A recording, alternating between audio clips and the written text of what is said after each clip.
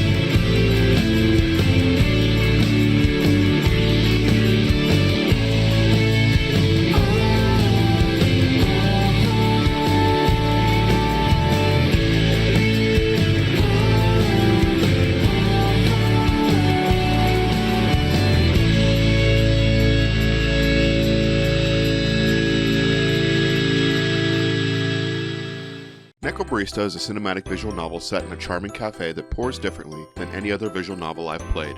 Instead of static character cutouts delivering dialogue, the creators have opted to carefully script dynamic scenes where the characters move and work while they talk with a definite anime aesthetic. Instead of players choosing dialogue options to shape the story, players can highlight select words and transform them into glyphs related to the settings and characters and unlock additional memories by wandering the ethereal Terminal Cafe. The Terminal is in an undefined industrial area in Melbourne, Australia, set in time in the near future. More important than its time and space, however, is where it resides in the astral plane. While not the gate itself, directly outside the terminal is a long dock that stretches to a vanishing point that signifies where the living world ends and the afterlife begins. Guests at the terminal, who may or may not be alive, and it's impolite to ask, have many relaxing options at the terminal. A giant tree in the center of the main floor stretches its branches to the upper loft. Books are crammed neatly into shelves in almost every available wall space, including a large circular couch ideal for the social types. Smaller tables set into recessed alcoves welcome more introverted types. A long bar next to the staircase showcases an espresso machine, as well as bottles of every spirit imaginable for those inclined for a cocktail. The staircase leads to an open half loft stuffed with more books and seating alcoves, as well as a billiards table. The terminal is a place you'd want to linger forever, but some customers only have 24 hours.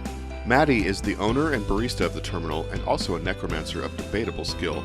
To the nearly departed, she offers the comfort of espresso brewed from the very best roasted beans in the city, but also a gentle insistence that all her recently deceased guests have 24 hours to leave this plane of existence, or things start getting uncomfortable.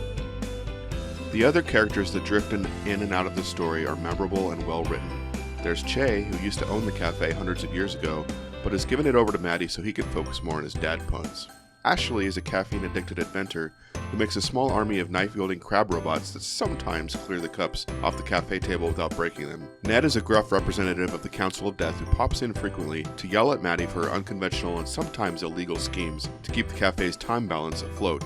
Every dead person she allows to linger in the cafe past 24 hours incurs a time debt, which Maddie tries to mitigate with science, necromancy, and the occasional basement con game.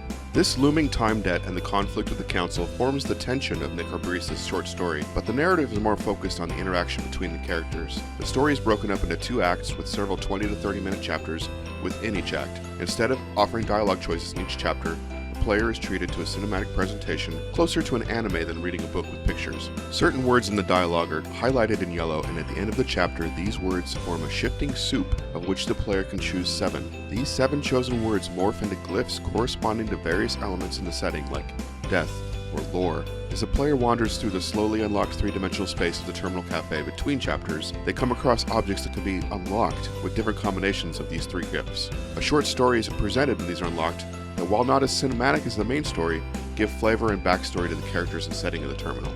Like a well-crafted espresso drink, everything comes together in Necrobarista for an enjoyable experience. While not a button-smashing action game, this innovative cross between a visual novel, walking simulator, and anime gives the player a low-stress experience to just sit back and enjoy. Like a long visit to your favorite cafe, you can simply binge Necrobarista in 1 3-hour sitting. You could also choose to savor the experience with short sips by pausing every 20 minutes or so at the chapter breaks.